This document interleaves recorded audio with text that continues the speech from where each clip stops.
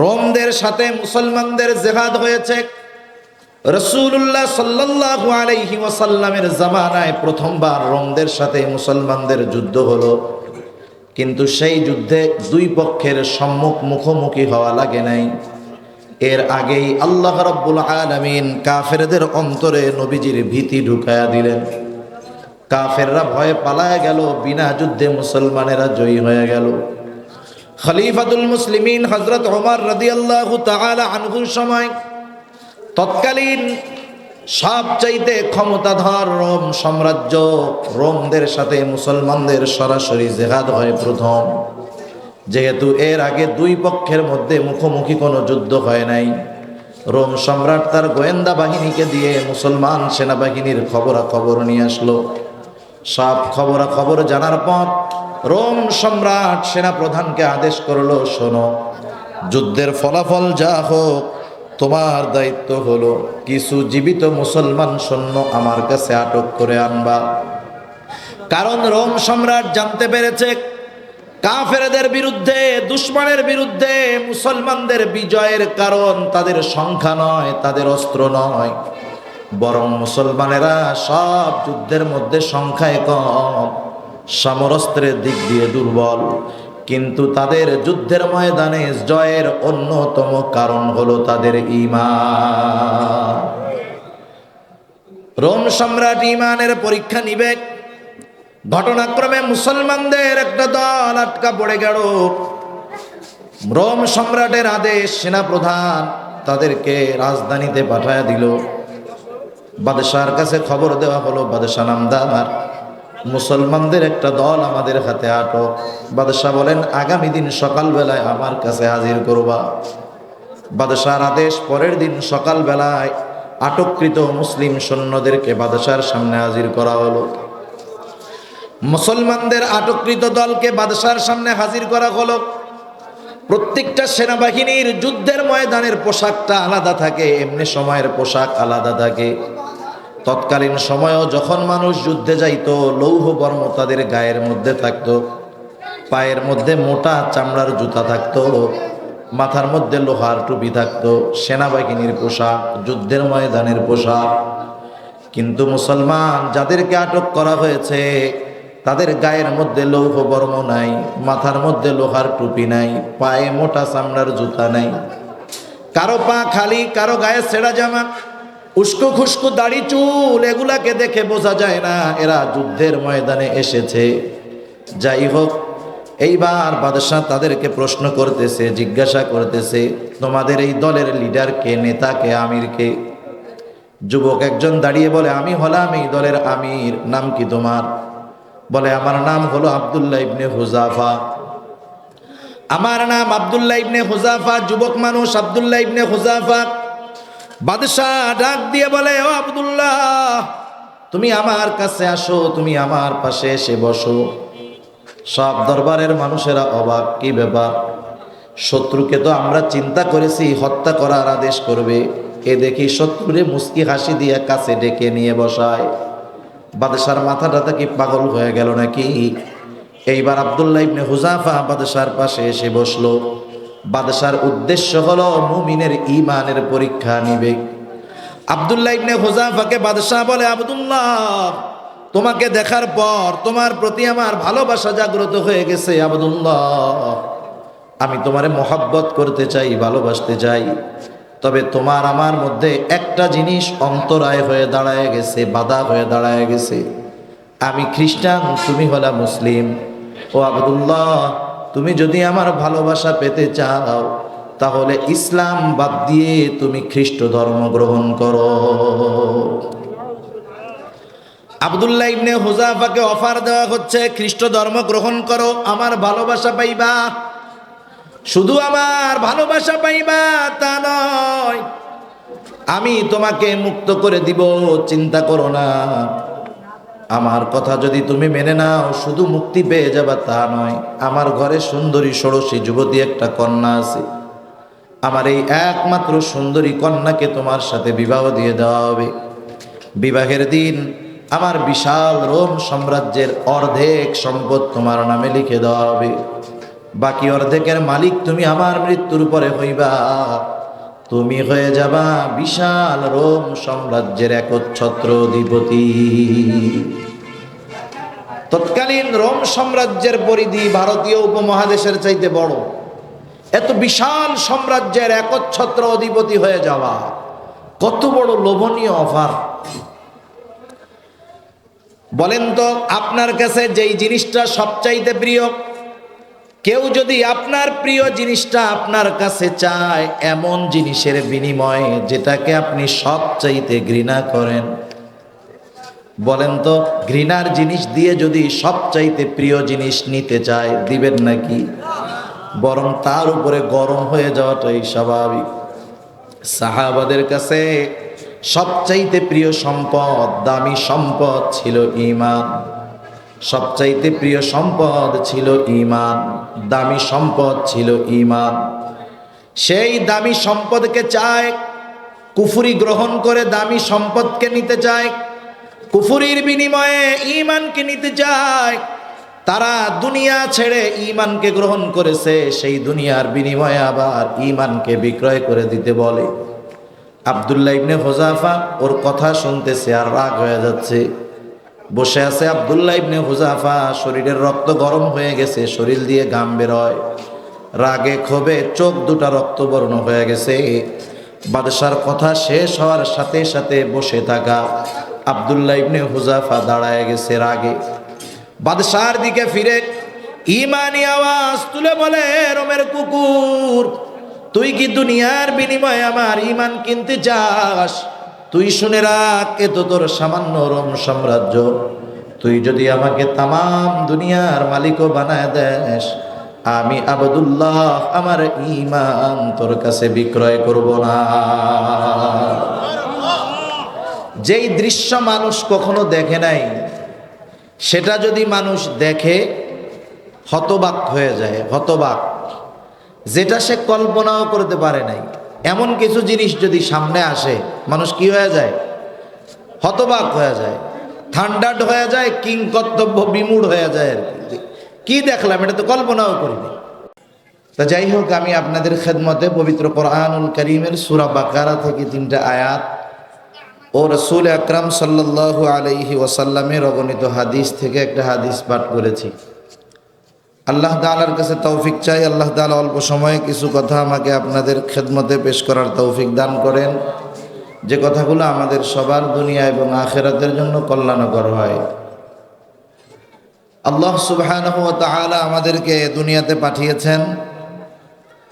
আল্লাহ তাআলার মেহেরবানি, শুধু মানুষ হিসাবে আল্লাহ তাআলা পাঠিয়েছেন তা নয়, বরং আল্লাহ সুবহানাহু ওয়া তাআলা বিনা চাওয়ায়, বিনা দরখাস্তে ঈমানের মতো দৌলত আল্লাহ তাআলা আমাদেরকে দান করছেন। ঈমান হলো একটা মানুষের জন্য দুনিয়াতে প্রাপ্ত সবচাইতে দামি সম্পদ। দুনিয়াতে টাকা পয়সা, ধন দৌলত এগুলা নেয়ামত, ঠিক আছে, কিন্তু ঈমান হলো সবচাইতে দামি একটা নেয়ামত। কারণ একটা মানুষের যদি টাকা পয়সা, ধন দৌলত নাও থাকে, লোকটা যদি ঈমান সহকারে মরতে পারে, মৃত্যু পরবর্তীকালীন দুনিয়াতে হয়তো সে অন্যায় করছে, পাপ করছে, কিন্তু ঈমান নিয়ে মরতে পারছে, এই ঈমান নিয়ে মৃত্যুবরণ করার কারণে একটা সময় সে জান্নাতের মালিক হতে পারবে। কিন্তু একটা মানুষের দুনিয়াতে কোনো কিছুর অভাব নাই, সম্পদ, সম্মান, সন্তান, অভাব নাই কোনো কিছুর, কিন্তু ঈমানহীন মারা গেল, দুনিয়াতে তার যত কিছুই থাকুক না কেন, তার অনন্তকালের জন্য তার অবস্থান হয়ে যাবে জাহান্নামে। তা আমরা যারা এখানে আছি, আমরা সবাই তো আল্লাহ তাআলার পক্ষ থেকে এই দামি সম্পদ নেয়ামতটা পাইছি, আলহামদুলিল্লাহ। না, বিষয় হলো দামি জিনিস যদি বিনা পরিশ্রমে পাওয়া যায়, তাহলে এটার কোনো মূল্যায়ন সঠিকভাবে ওই প্রাপ্ত ব্যক্তি করতে পারে না। দামি জিনিসের মূল্যায়ন মানুষ না করার কারণ প্রথমত 2টা পাওয়া যায়। 1 নম্বর কারণ হলো, সে যদি সেই দামি জিনিসটাকে না চিনে। মানুষ যদি দামি সম্পদ না চিনে, তাইলে ওইটার কি করে না, মূল্যায়ন করে না। আপনি একটা হীরার টুকরা, ছোট্ট একটা হীরার টুকরা, দাম কোটি কোটি টাকা, আপনি একটা হীরার টুকরা আর একটা প্লাস্টিকের প্লেন, একটা প্লাস্টিকের গাড়ি, এই দুইটা দুই পাশে রাখবেন। 3 বছরের বাচ্চাকে বলবেন যে তোমার কোনটা ভালো লাগে, বলেন তো। ওর তো প্লাস্টিকের খেলনা ভালো লাগবে না হীরা ভালো লাগবে? ওর খেলনা ভালো লাগবে। যত দামি হোক এইটা, ওইটার ওর কাছে কোনো দাম নাই, কারণ ও এটাকে চিনে। এক নম্বরে হলো যে যেই জিনিসটাকে চিনে না সে সেই জিনিসটার মূল্যায়ন করতে পারে না। 2 নম্বর হলো যদি ওই দামি জিনিস বিনা পরিশ্রমে পেয়ে যায়, অনেক সময় মানুষ বিনা পরিশ্রমে দামি জিনিস পাওয়ার কারণে ওই দামি জিনিসের মূল্যায়ন মানুষ করতে পারে না। আপনাদের অঞ্চলেও থাকতে পারে এরকম, বাবা অনেক সম্পদের মালিক, অনেক টাকা পয়সার মালিক, বাবা মারা যাওয়ার পরে ছেলে মাত্র একটা, আর কেউ নাই। এই শত শত কোটি, হাজার হাজার কোটি টাকার প্রপার্টি, বাড়ি গাড়ি, সব সম্পদের মালিক ওই ছেলেটা হয়ে যাবে। বাবার মৃত্যুর পরে ছেলেটা কি এই সম্পদের মালিক পরিশ্রম করে হবে নাকি বিনা পরিশ্রমে? ওর বাপ জানে এই সম্পদ উপার্জন করতে তার কত রক্তকে ঘাম বানানো লাগছে, ও নিজে এটা জানে না। সেজন্য যিনি উপার্জন করেন তিনি সম্পদ উপার্জন করতে কত কষ্ট এটা অনুধাবন করেন বিধায় যেন তেন জায়গায় সম্পদ ব্যয় করতে ওনার কষ্ট হয়, ঠিক না? যেমন মাদারীপুরের লোকজন শুনছি আর কি, বেশি নাকি ইটালি থাকে। ইটালি যাওয়া কি কষ্ট জানেন? ইটালি যাইতে সময় যুবকেরা 16 লক্ষ, 20 লক্ষ, 18 লক্ষ টাকা খরচ করে যায়। কতবার যে পরিভাষা এমনি বলতেছি আর কি, মালাকুল মাউতের দর্শন ওদের কতবার যে হয় ও জানে। মানে পরিস্থিতিটা এমন হয়, মৃত্যু মুখে থেকে আবার আল্লাহ তাআলা হেফাজত করে, অবস্থা ওইরকম হয়ে যায়। এরপরে ইটালি গিয়া পৌঁছায়। বলেন তো ওই লোকটা এত বিপদ আপদ মুসিবত কষ্ট ক্লেশের পরে যখন ওই দেশে পৌঁছাবে, সম্পদ উপার্জন করার পরে ওর যেমনে মন চায় তেমনে সে ভাঙবে না। আমাদের দেশ থেকে সবচাইতে বেশি মানুষ থাকে মধ্যপ্রাচ্যে। মধ্যপ্রাচ্যে যারা যায় অধিকাংশ মানুষ যেই কাজগুলা করে খুব কঠিন কাজ, কনস্ট্রাকশনের কাজ করে, কেউ ওয়েল্ডিং এর কাজ করে।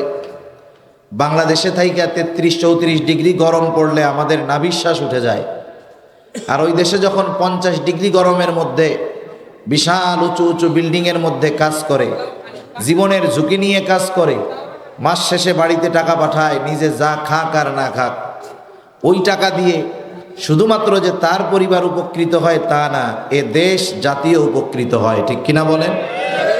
এই যে রেমিটেন্সে ভাটা পড়ছে গত মাসে, বাংলাদেশের গোটা অর্থনীতির উপরে চাপ পড়ে যাবে যদি প্রবাসীরা টাকা পাঠানো বন্ধ করে দেয়। তা যাই হোক, যে কথা বলতে চাচ্ছি আর কি, ওই যে প্রবাসে যেই লোকটা থাকে, জীবনের ঝুঁকি নিয়ে কাজ করে, সে দেশে টাকা পাঠায়, সে কিছু খাক না খাক, মন্দ খাক ভালো খাক, যেভাবে হোক দেশে টাকা পাঠায়। তার এই টাকা পাঠাইতে কতটুকু রিস্ক তার নিতে হয় এটা তার পরিবার সব জানে না। কিন্তু তার ছেলে দেশে ইয়ামাহা R15 মোটরসাইকেল নিয়ে উনি ঘুরে বেড়ায়। 5.5 লাখ টাকা ওনার ব্যয় করতে কোনো বাধেই না, কিন্তু ওই ব্যক্তি 5.5 লক্ষ টাকা জমাইতে ওর কত রক্ত পানি হয়েছে ও হিসাব ওর নিজের কাছেও নাই, ঠিক কিনা বলেন? তা দামি জিনিসের মূল্যায়ন মানুষ 2টা কারণে করে না। 1 নাম্বার, যদি সে সেই জিনিসটাকে না চিনে।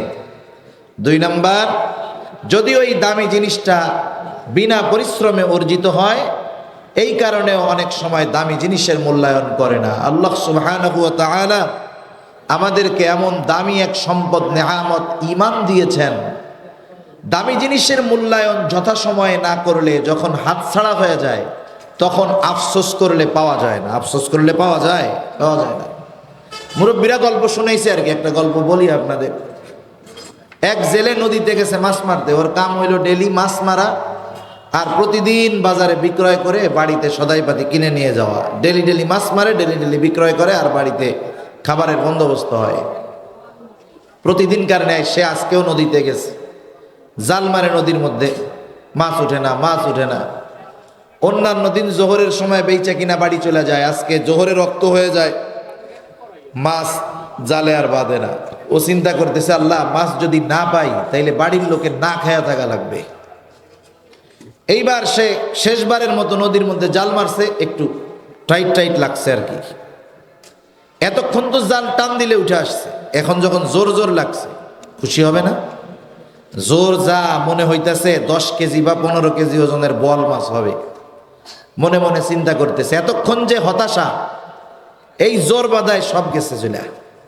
এখন চিন্তা করতেছে, যাক মাছটা যদি 20 কেজি হয়, 20 কেজি ওজনের বোয়াল, এটা মিনিমাম 1200-1400 টাকা কেজি বিক্রি হবে।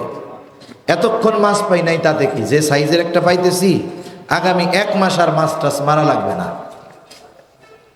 জাল টান দিয়া উপরে উঠায় দেখে মাছ মুছের খবর নাই, বড় একটা পাথর উঠছে।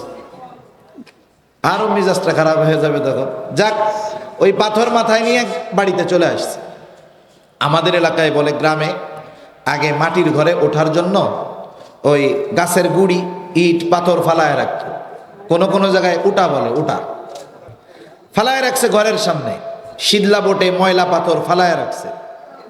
পরের দিন সকালবেলায় মাছ মারার জন্য প্রস্তুতি নিচ্ছে, তার বাড়ির সামনে দিয়ে রাস্তা, একজন জহুরি হেঁটে যায়। জহুরি হীরা, চুনি, পান্না, দামি দামি পাথরের ব্যবসা করে যে সে। এখন যে যেই কাজ করে সে সেই কাজের ব্যাপারে তার অভিজ্ঞতা থাকে। যেমন স্বর্ণকারের কাছে আপনি একটা ইমিটেশন যত কালার কইরা ঘষা মাজা কইরা নিয়ে যান না কেন, ওর ধরাও লাগবে না, ও দেখা বলবে ভাই চকচক করলেই স্বর্ণ হয় না। এটা তার অভিজ্ঞতার কারণে সে বলতে পারে। যাই হোক, ওই জহুরির নজর ওই পাথরের দিকে গেছে। এবার যেহেতু ওই পাথরের দিকে গেছে, সে বুঝতে পারছে এটা একটা দামি পাথর। আর জেলে যেহেতু বাড়ির বাইরে ফালায় রাখছে, ও বুঝতে পারছে এই পাথরের মূল্য ওর জানা নাই। ডাক দিচ্ছে বাড়িওয়ালাকে। জেলে বলে, আমি বাড়িওয়ালা। কি দরকার? বলে, তোমার ঘরের সামনে ফালায় রাখা পাথর বেচবা নাকি বলো। বলে, মজা মারো মিয়া, তুমি হীরা, চুনি, পান্না, দামি দামি পাথর কিনো, আর আমার ঘরের সামনে ফালানো ময়লা পাথরের উপরে তোমার নজর গেছে। জহুরি বলে, তুমি বেচবা কিনা বলো, কয় টাকা চাও, সে কয় টাকা দিব। বলেন, যে যেটারে চিনে না, ওইটা তো ওর কাছে একটা পাথর, ওইটার দাম কি বলবে? বলে, ফিরি নিয়ে যাও, যা মন চাই দাও।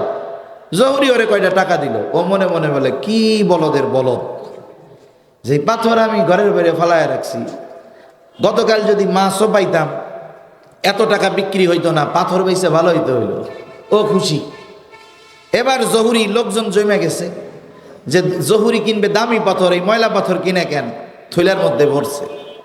ভরে বলতেছে, জেলে তুমি তো মাছ মারো, তোমার কাজ মাছ মারা, তুমি বোঝো কোন মাছটা মজা, কোন মাছটা তাজা, কোন মাছটা ভালো। আমি করি পাথরের ব্যবসা, ময়লা যতই হোক আমি বুঝি কোনটা কেমন পাথর। তুমি তো চিনো নাই, তুমি ঘরের সামনে ফালায় রাখছো, এই পাথর সাধারণ পাথর না, এটা হলো পরশ পাথর। তুমি যদি আমার সব সম্পদ চাইতা, আমি আমার সব সম্পদের বিনিময়ে হলেও তোমার কাছ থেকে এই পাথরটা কিনতাম। এখন বলেন, একটু আগে এই দামি পরশ পাথরের মালিক কে ছিল? জেলে ছিল। জেলে, জেলের মালিক ছিল ঠিক, এটার দাম সে বুঝতে পারে নাই।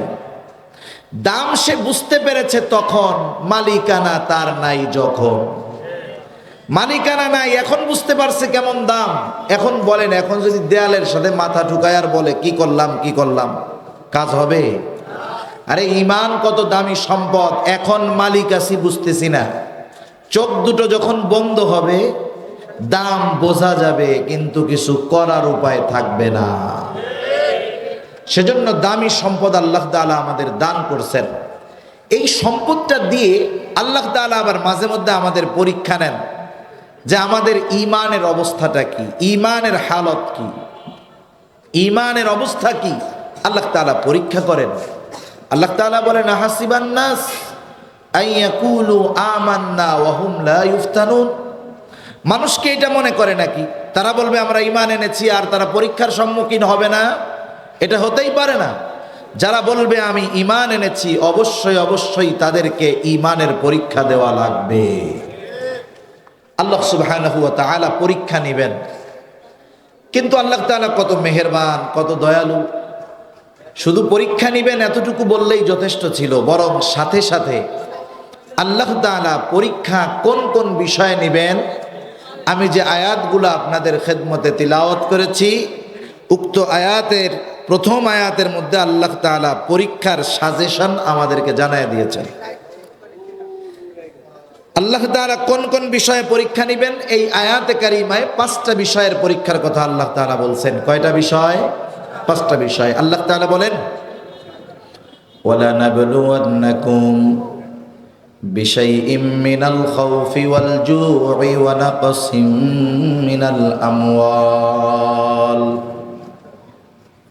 ونقص من الأموال والأنفس والثمرات وبشر الصابرين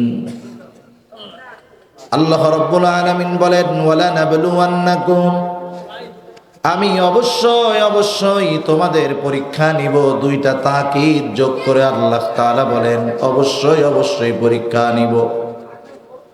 কিসের মাধ্যমে পরীক্ষা হবে? পরীক্ষা কোন কোন বিষয়ের হতে পারে? আল্লাহ রাব্বুল আলামিন বলেন, বিশাইইম মিনাল খাউফ, কিছুটা ভয় দিয়ে আমি আল্লাহ তোমাদের ঈমানের পরীক্ষা নিব। ওয়াল জু', ক্ষুধা, অভাব, দারিদ্রতা দিয়ে আমি আল্লাহ পরীক্ষা নিব। ওয়া নাকসিম মিনাল আমওয়াল, মালের কিছু ক্ষতির মাধ্যমে আমি আল্লাহ তাআলা পরীক্ষা নিব। ওয়াল আনফুস, জানের ক্ষতির মাধ্যমে আমি আল্লাহ তাআলা পরীক্ষা নিব। ওয়াস সামারাত, ফল ফসলের ক্ষতির মাধ্যমে আমি আল্লাহ তাআলা পরীক্ষা নিব।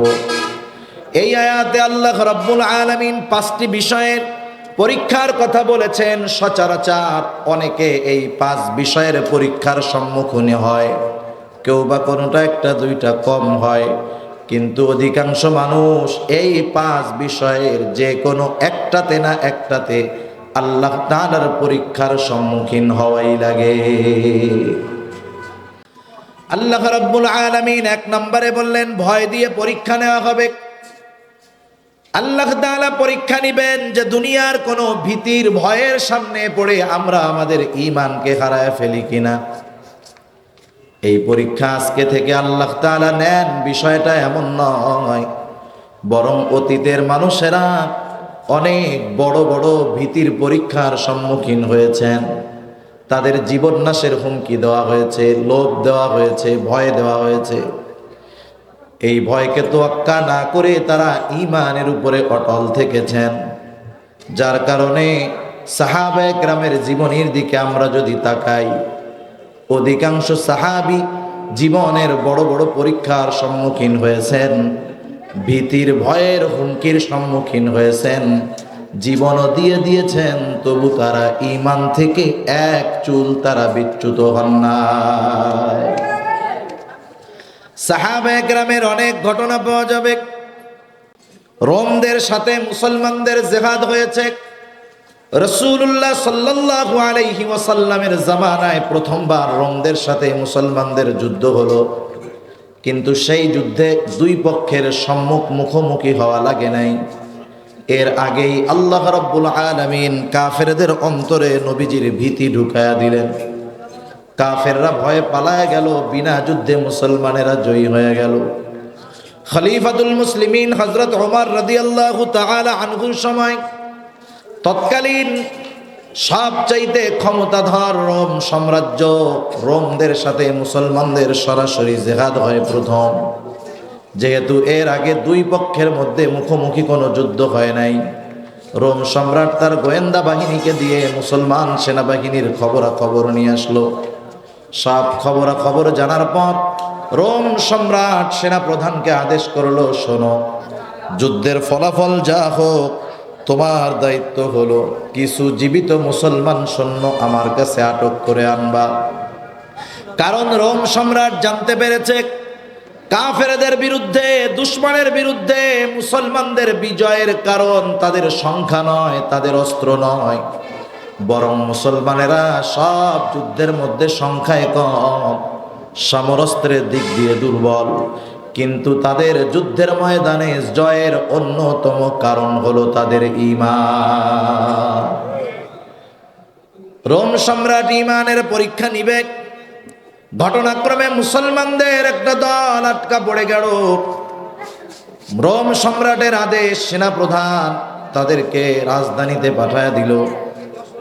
বাদশার কাছে খবর দেওয়া হলো, বাদশা নামদার, মুসলমানদের একটা দল আমাদের হাতে আটক। বাদশাহ বলেন, আগামী দিন সকালবেলায় আমার কাছে হাজির করবা।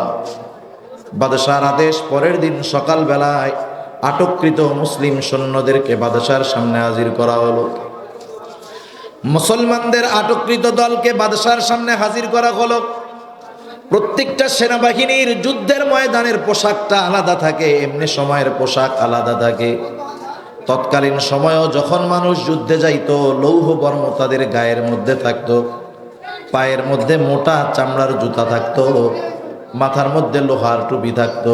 সেনাবাহিনীর পোশাক, যুদ্ধের ময়দানের পোশাক। কিন্তু মুসলমান যাদেরকে আটক করা হয়েছে তাদের গায়ের মধ্যে লৌহ বর্ম নাই, মাথার মধ্যে লোহার টুপি নাই, পায়ে মোটা চামড়ার জুতা নাই। কারো পা খালি, কারো গায়ে ছেঁড়া জামা, উস্কো খুস্কো দাড়ি চুল, এগুলাকে দেখে বোঝা যায় না এরা যুদ্ধের ময়দানে এসেছে। যাই হোক, এইবার বাদশাহ তাদেরকে প্রশ্ন করতেছে, জিজ্ঞাসা করতেছে, তোমাদের এই দলের লিডার কে, নেতা কে, আমির কে? যুবক একজন দাঁড়িয়ে বলে, আমি হলাম এই দলের আমির। নাম কি তোমার? বলে, আমার নাম হলো আব্দুল্লাহ ইবনে হুযাফা। আমার নাম আব্দুল্লাহ ইবনে হুযাফা। যুবক মানুষ, আব্দুল্লাহ ইবনে হুযাফা। বাদশাহ ডাক দিয়ে বলে, ও আব্দুল্লাহ, তুমি আমার কাছে আসো, তুমি আমার পাশে এসে বসো। সব দরবারের মানুষেরা অবাক, কি ব্যাপার? শত্রুকে তো আমরা চিন্তা করেছি হত্যা করার আদেশ করবে, এ দেখি শত্রুরে মুস্কি হাসি দিয়ে কাছে ডেকে নিয়ে বসায়। বাদশার মাথাটা কি পাগল হয়ে গেল নাকি? এইবার আব্দুল্লাহ ইবনে হুযাফা বাদশার পাশে এসে বসলো। বাদশার উদ্দেশ্য হলো মুমিনের ঈমানের পরীক্ষা নিবে। আব্দুল্লাহ ইবনে হুযাফাকে বাদশাহ বলে, আব্দুল্লাহ, তোমাকে দেখার পর তোমার প্রতি আমার ভালোবাসা জাগ্রত হয়ে গেছে। আব্দুল্লাহ, আমি তোমারে মহব্বত করতে চাই, ভালোবাসতে চাই। তবে তোমার আমার মধ্যে একটা জিনিস অন্তরায় হয়ে দাঁড়ায় গেছে, বাধা হয়ে দাঁড়ায় গেছে। আমি খ্রিস্টান, তুমি হলা মুসলিম। ও আব্দুল্লাহ, তুমি যদি আমার ভালোবাসা পেতে চাও তাহলে ইসলাম বাদ দিয়ে তুমি খ্রিস্ট ধর্ম গ্রহণ করো। আব্দুল্লাহ ইবনে হুযাফাকে অফার দেওয়া হচ্ছে, খ্রিস্ট ধর্ম গ্রহণ করো, আমার ভালোবাসা পাইবা।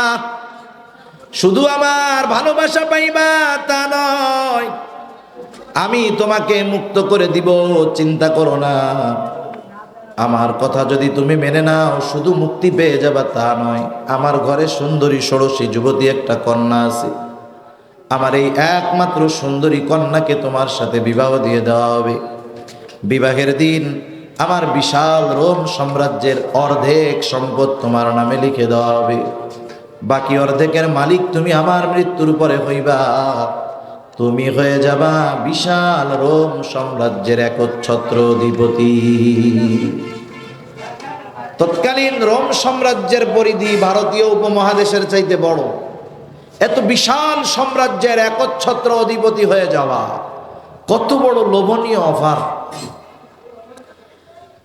বলেন তো, আপনার কাছে যেই জিনিসটা সবচাইতে প্রিয়, কেউ যদি আপনার প্রিয় জিনিসটা আপনার কাছে চায়, এমন জিনিসের বিনিময়ে যেটাকে আপনি সবচাইতে ঘৃণা করেন, বলেন তো ঘৃণার জিনিস দিয়ে যদি সবচাইতে প্রিয় জিনিস নিতে চায়, দিবেন নাকি?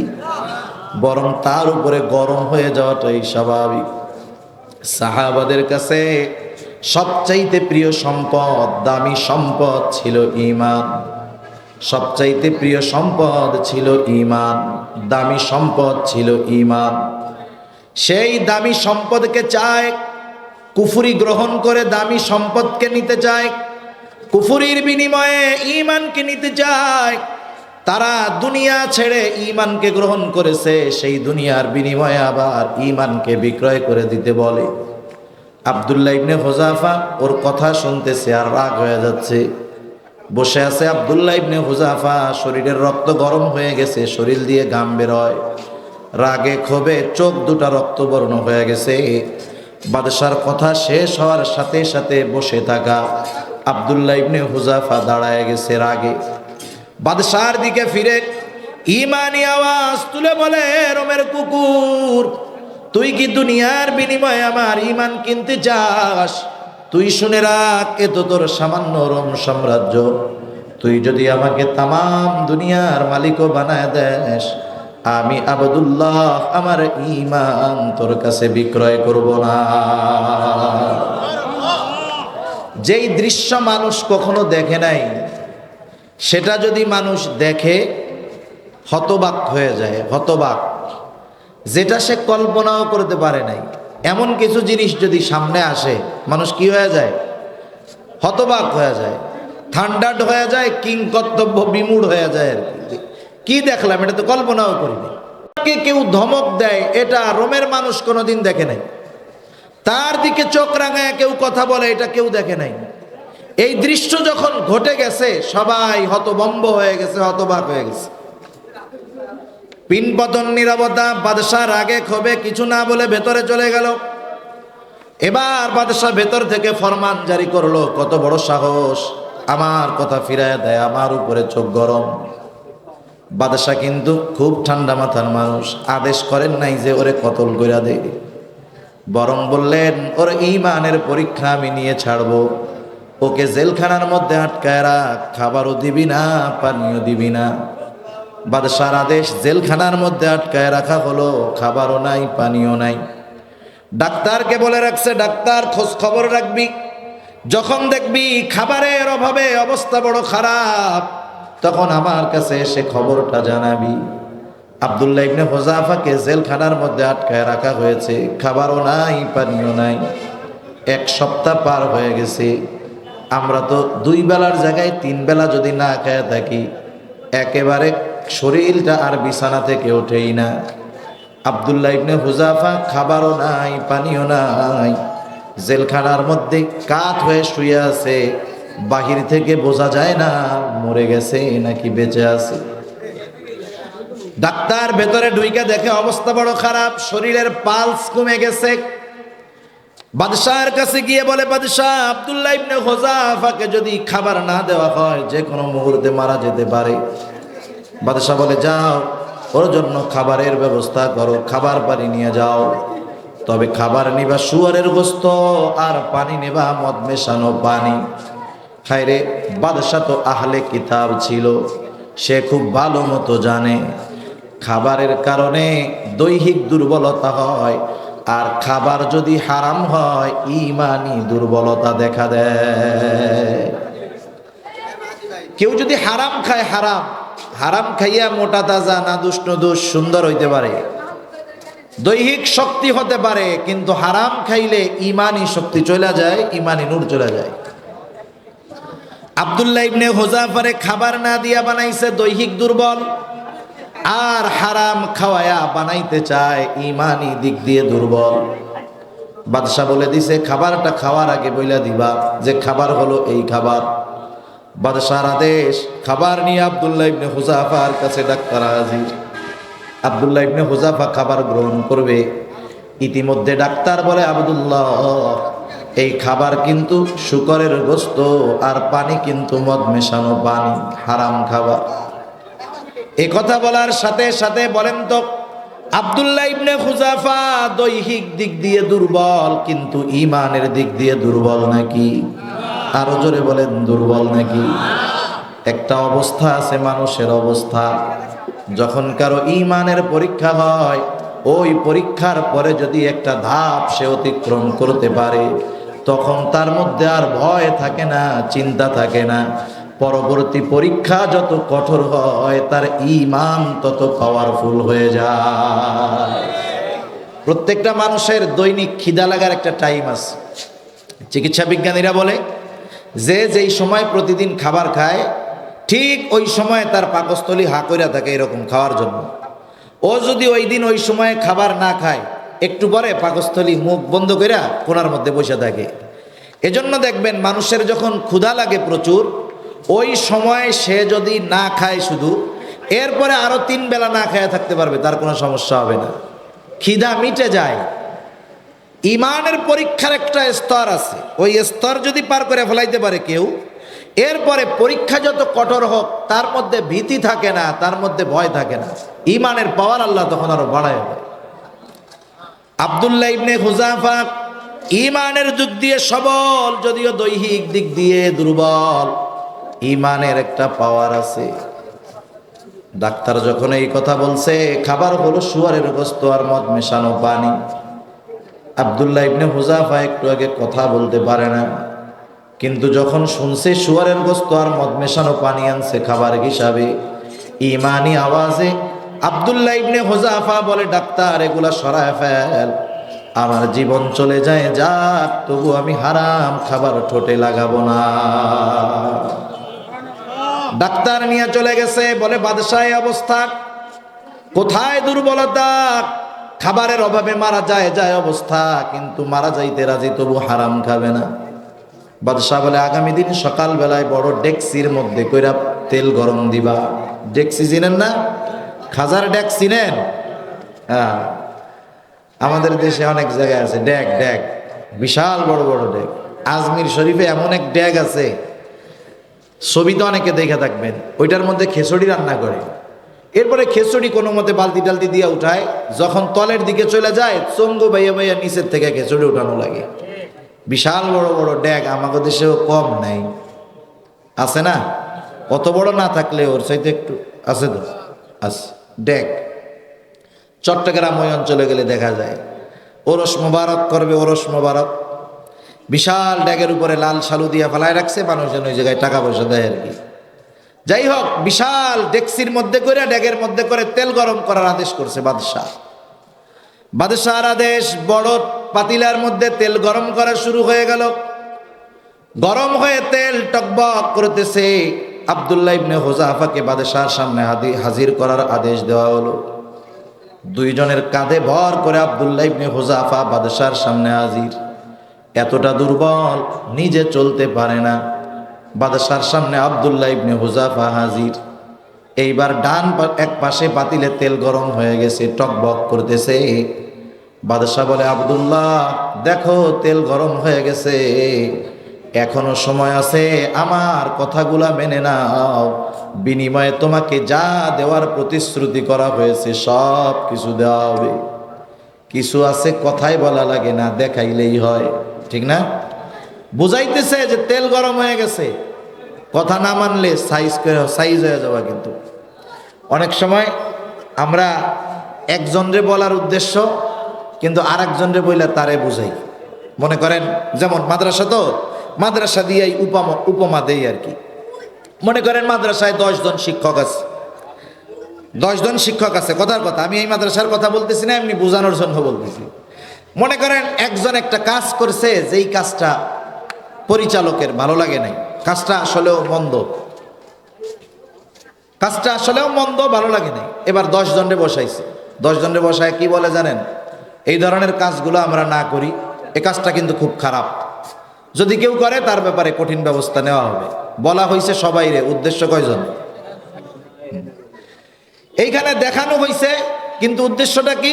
যে দেখাইলাম ঠিক আছে, যদি কথা না মানো এই জায়গায় কিন্তু ফলাইয়া দিব। আব্দুল্লাহ ইবনে হুযাফা তার অবস্থার উপরে অনড়। বাদশাহ এবার বলে, যাক জেলখানা থেকে একজন মুসলমান কয়েদি ধরে আন। বাদশাহর আদেশে একজন মুসলমান কয়েদি ধরে আনা হলো। বাদশাহ ইশারা দিল, দে ওকে তেলের মধ্যে ফালায়া দে। বাদশাহর আদেশে তাকে তেলের মধ্যে ফালায়া দেওয়া হলো। ফুটন্ত উত্তপ্ত তেলের মধ্যে যখন ফালায়া দেওয়া হলো, সাথে সাথে শাহাদাতের অমীয় সুধা সে পান করলো। শুধু তাই না, শরীর থেকে, হাড্ডি থেকে মাংসগুলো আলাদা হয়ে গেল, কিমা ভাজার মতো হয়ে গেছে মুহূর্তের ভিতরে। আব্দুল্লাহ ইবনে হুযাফাকে বলা হলো, এই অবস্থা কিন্তু তোমারও হবে। আব্দুল্লাহ ইবনে হুযাফা তার অবস্থার উপরে অনড়, বলে, বাদশাহ জীবন দিব, তবে আমি ঈমান দিব না। বাদশাহ বলে, দে ওরেও ফালায়া দে। এবার আব্দুল্লাহ ইবনে হুযাফাকে ধরে ধরে তেলের দিকে নিয়ে যাওয়া হয়। আব্দুল্লাহ ইবনে হুযাফা কান্না করা শুরু করে দিছে, চোখ দিয়ে পানি পড়তেছে। এবার বাদশাহ বলে, কি ব্যাপার, কাপুরুষের মতো মরার ভয়ে কান্দো নাকি? নাকি তোমার মৃত্যুর ভয় হয়, জীবনের জন্য মায়া হয়? এখনো সময় আছে, আমার কথা যদি মেনে নাও তাইলে আমি তোমাকে মুক্ত করে দিব, ওয়াদা যেগুলো দিয়েছি পূরণ করব। আব্দুল্লাহ ইবনে হুযাফা বলে, না বাদশাহ, না না, আমি মৃত্যুর ভয়ে কাঁদি না, কারণ প্রকৃত মুমিন ইমানদার যে, সে মৃত্যুকে ভয় পায় না, সে আল্লাহ তাআলার সাথে মিলিত হওয়াকে সে পছন্দ করে। ঠিক কিনা বলে? আসলে আমরা যারা মৃত্যুকে ভয় পাই, দুনিয়ার মোহাব্বত যার যত বেশি, মৃত্যুর ভয় তার তত বেশি। কারণ প্রকৃত মুমিন জানে মৃত্যু হলো মুমিনের জন্য হাদিয়া, মৃত্যু হলো তার জন্য একটা পর্দা, এপারে দুনিয়া ওপারে আল্লাহর জান্নাত। আর সেই মৃত্যু যদি শাহাদাতের মৃত্যু হয়, দ্বীনের জন্য হয়, এর চাইতে সৌভাগ্যের আর কিছু হতে পারে না। আব্দুল্লাহ ইবনে হুযাফা বলে, আমি মৃত্যুর ভয়ে কান্না করি না। তাইলে কান্না করো কেন? আব্দুল্লাহ ইবনে হুযাফাকে মৃত্যুর ভয় দেখানো হয়েছে যাতে সে ঈমান হারা হয়ে যায়। মূল যেটা বলতে চাই, ঘটনাটা বলা উদ্দেশ্য যেই জন্য, এই রকমের ভয় ভীতি সাহাবাদেরকে দেওয়া হয়েছে। কিন্তু আব্দুল্লাহ ইবনে হুযাফা ঈমানের উপরে অনড়। আব্দুল্লাহ ইবনে হুযাফা বলতেছে, মৃত্যুর ভয়ে আমি কান্না করি না। আমার কান্না করার কারণ হলো, আমার আল্লাহ আমাকে একটা মাত্র জীবন দিয়েছে, একটা জীবন একবার আল্লাহর জন্য উৎসর্গ করা যায়। আমার তো মন চায় আমার শরীরে যতগুলা লোম আছে, আল্লাহ তাআলা আমাকে ততগুলা জীবন দিবে, আর আমি প্রত্যেকটা জীবন আমার আল্লাহর জন্য উৎসর্গ করে দিব। আব্দুল্লাহ ইবনে হুযাফার এই কথায় বাদশা তো আহলে কিতাব ছিল, আল্লাহ তাআলার তো বিশ্বাস করে, শিরিক করুক আর যা করে করুক। চিন্তা করি কেমন অবস্থা এদের, সাক্ষাৎ মৃত্যুর ভয় দেখাইলাম, এরপরে অবস্থার উপরে অনড়।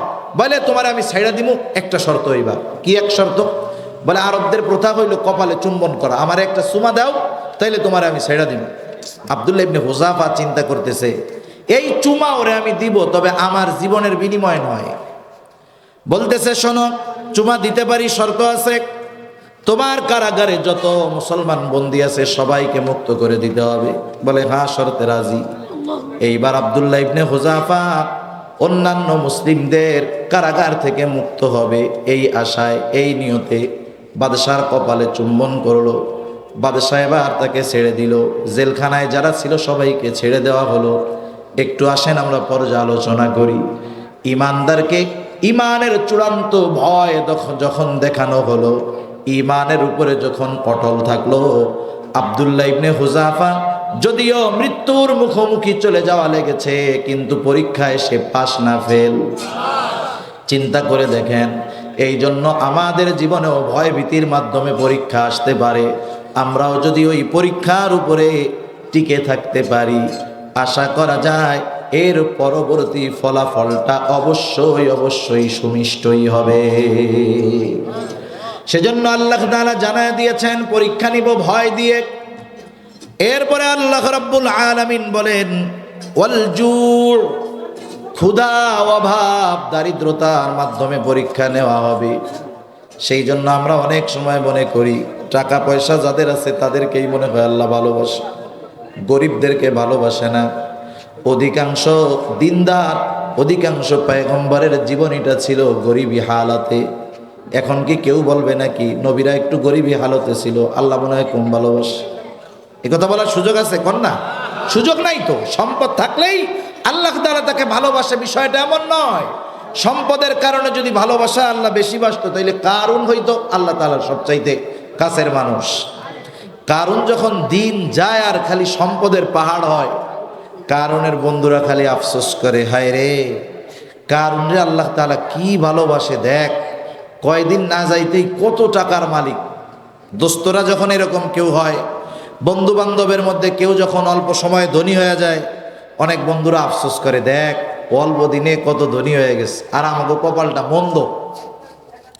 এইবার কারুন অনেক সম্পদের মালিক, কারুনকে জাকাত দিতে বলা হইল। কারুন তো জাকাত দিলই না, বরং মুসা আলাইহিস সালামকে অপবাদ দেওয়ার অপচেষ্টা করলো। আল্লাহ তাআলা পয়গম্বর আলাইহিস সালামের সাথে এই বেয়াদবি আল্লাহ বরদাস্ত করেন না। আল্লাহ তাআলা এবার ওর সম্পদ শহরে জমিনের মধ্যে ডাবায় দেওয়া শুরু করছে। কিয়ামত পর্যন্ত ডাবতে থাকবে তার সম্পদ সহকারে। এইবার ওই কারুনের বন্ধু যারা কারুনের সম্পদ দেখে আফসোস করতো আর বলতো, আল্লাহ আল্লাহ, আপনি মনে হয় কারুনরে শুধু ভালোবাসেন, আমাদেরকে ভালোবাসেন না।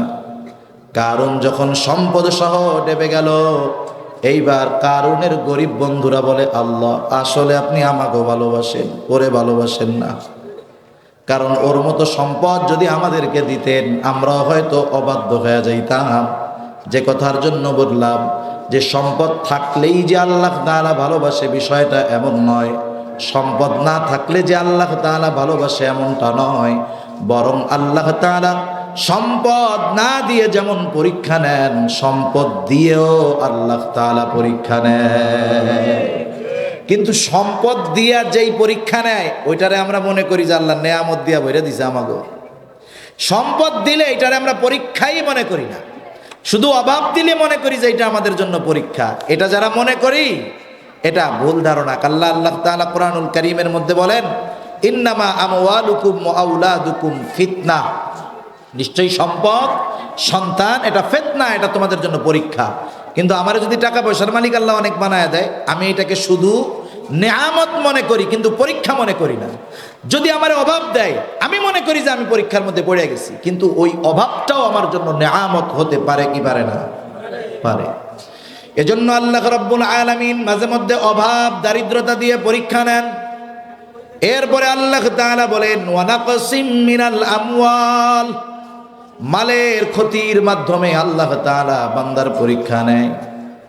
আপনাদের টেকের হাট বাজার বিশাল বড় বাজার, বিশাল বড় মোকাম, আশেপাশের কয়েকটা থানা না, আমার মনে হয় কয়েক জেলা থেকে মানুষ এখানে মাল জিনিস কিনতে আসে। কত বড় বাজার, মাঝে মধ্যে দোকান চুরি হয়, আগুন লেগে পুড়ে যায়, হয় কি হয় না? আল্লাহ তাআলা পরীক্ষা নেন মালের ক্ষতি দিয়ে। দেখতে চায় বান্দা মালের ক্ষতির পরে কি করে, আল্লাহ তাআলা এটা দেখতে চায়। মাঝে মধ্যে জানের ক্ষতি দিয়ে আল্লাহ তাআলা পরীক্ষা নেন। মুফাসসিরিনে কেরাম বলেন, জানের ক্ষতিটা দুই ভাবে হতে পারে। কয়ভাবে? এক নাম্বার নিজের জানের ক্ষতির মাধ্যমে, দুই নাম্বার প্রিয়জনের জানের ক্ষতির মাধ্যমে। মনে করেন আপনি আসতেন ওয়াজ মাহফিল শুনতে, ওয়াজ মাহফিল শুনতেছেন, এটা ভালো কাজ না মন্দ কাজ? নিঃসন্দেহে ভালো কাজ। যাওয়ার সময় সাইকেল চালায় যাইতে গেছেন, অন্ধকার, আষাঢ় খেয়ে পইড়া ঠ্যাংটা ভেঙে গেছে। খারাপ কাজ করতে যায় তো বিপদ হয় নাই, জানের ক্ষতিটা খারাপ কাজ করতে যাওয়া হয় নাই, ভালো কাজ করতে গিয়া হয়েছে। আপনি নিজে মনে কি বুঝ দিবেন যে যাই হোক ওয়াজ মাহফিল শুনতে যায়া দিনই মজলিসে গিয়া পাটা ভাঙছে, আল্লাহ তাআলা যদি এই টুকরে কবুল করে কিয়ামতে আমার নাজাতের কারণ হতে পারে। ঠিক কিনা বলেন? আর আরেকজন কি বলবে জানেন? এই তো মিয়া, এই জন্যই তো আমি রাত বিরাত ওয়াজ মাহফিলে যাই না। গেছো না, ঠ্যাং একখান গেছে, আর এক মাহফিলে যাইও, আর একখান খোয়া আইসো। ওর চিন্তাধারা কি আর আপনার চিন্তাধারা কি? আপনি চিন্তা করতেছেন আল্লাহ তাআলা এই যে ভালো কাজে আসছিলাম হয়তো পরীক্ষা নিছে, যাক আল্লাহ তাআলা যদি এই ভাঙ্গা পাও কবুল করে যে ভালো কাজ করতে এসে ঠ্যাং ভাঙছে, এই কারণে আল্লাহ মাফ করে দিতে পারে। সেজন্য মাঝে মধ্যে নিজের জানের ক্ষতি দিয়ে আল্লাহ তাআলা পরীক্ষা নেয়, অসুস্থতা দিয়ে আল্লাহ তাআলা পরীক্ষা নেয়, আবার প্রিয়জনের জানের ক্ষতি দিয়েও আল্লাহ তাআলা পরীক্ষা নেন। কত মানুষ আছে বছরের পর বছর সন্তান হয় না, আল্লাহ তাআলা 10 বছর পরে একটা সন্তান দিয়েছে। সবার কলিজার টুকরা, নয়নের মণি, 2-3 বছর বয়স হয়েছে, আব্বু আব্বু ডাকে, আম্মু আম্মু ডাকে, একেবারে ছোট বাচ্চা, তার প্রতি মহব্বত এক ধরনের।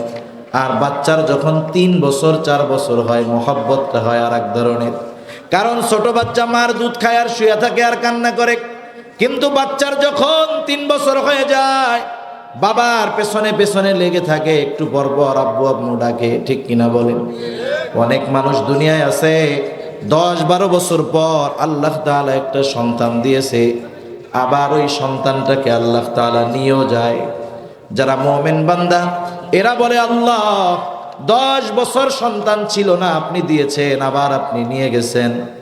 আর যারা বোঝে না 10 বছর পর সন্তান হওয়ার পরে আল্লাহ তাআলাকে অভিযোগের খাতায় দাঁড় করায়া দেয়, বলে আল্লাহ দিলেন না এক ব্যাপার, দিছেন দিয়া আবার নিয়ে গেলেন কেন?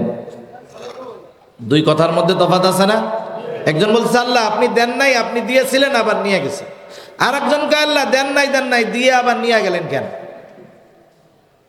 সেই জন্য মাঝে মধ্যে প্রিয়জনের জানের ক্ষতির মাধ্যমে আল্লাহ তাআলা পরীক্ষা নেয়। এরপরে 5 নাম্বার আল্লাহ তাআলা বলেন ওয়াসসামারাত, ফল ফসলের ক্ষতির মাধ্যমে আল্লাহ তাআলা পরীক্ষা নেয়। মাঝে মধ্যে কিন্তু এমন হয়, আপনি জমিনের মধ্যে ধান দেখে আসছেন, একেবারে বাম্পার ফলন, ধান পেকে গেছে, খুব ভালো হয়েছে, চিটাও কম। চিন্তা করতেছেন আগামীকাল বা পরশুদিন 10 জন লোক কিসার নিয়া ধানগুলা কাইটা বাড়ি আনবো। রাতের বেলা এটাও চিন্তা করতেছেন যে যাই হোক, যেই পরিমাণ ধানের ফলন, ঋণ যা ছিলাম শোধ করা যাবে, কিছু বেচা কিনা অবশিষ্ট থাকবে।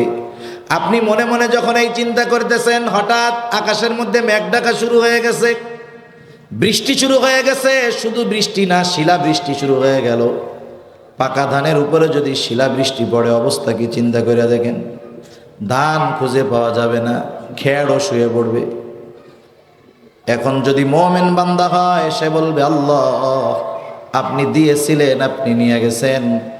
আর যদি তার মধ্যে ইমানে ত্রুটি থাকে, সে আফসোস করবে, হায় হতাশ করবে, আল্লাহকে দোষারোপ করবে। কিন্তু বুঝতে হবে আল্লাহ রাব্বুল আলামিন তার এই বিপদ দিয়ে তাকে পরীক্ষা নিয়েছে। এই ধরনের বিপদ দিয়ে আল্লাহ তাআলা পরীক্ষা নেন। তাহলে বলেন বিপদ দেয় কে? আল্লাহ। বিপদ দেয় কে? আর একটু জোরে বলি, আল্লাহ বিপদ দেন। এখন বলেন তো, যে আল্লাহ বিপদ দেয়, সে আল্লাহ কি বিপদ থেকে উদ্ধার করতে পারে? পারে। তাহলে দেখেন, আমরা কিন্তু এটা জানি, এই বিশ্বাস আমাদের আছে, বিপদ দিলে আমরা আল্লাহকে দোষ দেই যে আল্লাহ বিপদ দিছে। কিন্তু বিপদ থেকে উদ্ধার পাওয়ার জন্য অধিকাংশ ক্ষেত্রে আল্লাহর কাছে দৌড়াই না, আগে আসবাবের কাছে দৌড়াই। যে মাজার ভক্ত সে মাজারে দৌড়ায়, যে পীর ভক্ত সে পীরের কাছে দৌড়ায়। আর যাদের মানত করার রোগ আছে, আমাদের এলাকার মহিলাদের মানত করার রোগ, কি হইলো না হইলো জানে না, শোনার সাথে সাথেই বলে আল্লাহ অমুক পীরের মাজারে একটা মুরগি তুমি মাফ করো আগে। এরকম আল্লাহর বান্দা আছে না নাই বলেন? এখন দেখেন আল্লাহ তাআলা বিপদ দেন কেন দেন? আল্লাহ তাআলা বিপদ দিয়ে পরীক্ষা করেন। আমি তো বিপদ দিলাম, আমি বিপদ থেকে উদ্ধার করতে পারি, দেখি বান্দা আমি বিপদ দিলাম এইটা যেমন বিশ্বাস করে, আমি বিপদ থেকে উদ্ধার করি সেটা সমপরিমাণ বিশ্বাস করে কিনা। আমাদের অবস্থা নাজুক, আমরা যতটুক বিশ্বাস করি আল্লাহ বিপদ দেন, তার চাইতে অনেক বেশি কম ইয়াকিন আমাদের যে আল্লাহ বিপদ থেকে উদ্ধার করেন। এ বিষয়ের বিশ্বাস কম আছে। যেই বলি না কেন যে আমারটা দুইটা সমান সমান, আমাদেরটায় কমতি আছে। বেশি বিশ্বাস করি বিপদ দেয়, আর কম ইয়াকিন যে এই বিপদ থেকে আল্লাহ উদ্ধার করে। এজন্য বিপদ দিছে কে? আল্লাহ। বিপদ উদ্ধার করতে দৌড়ায় কোথায়? পীরের বাড়ি। কথা বুঝতে পারেন নাই?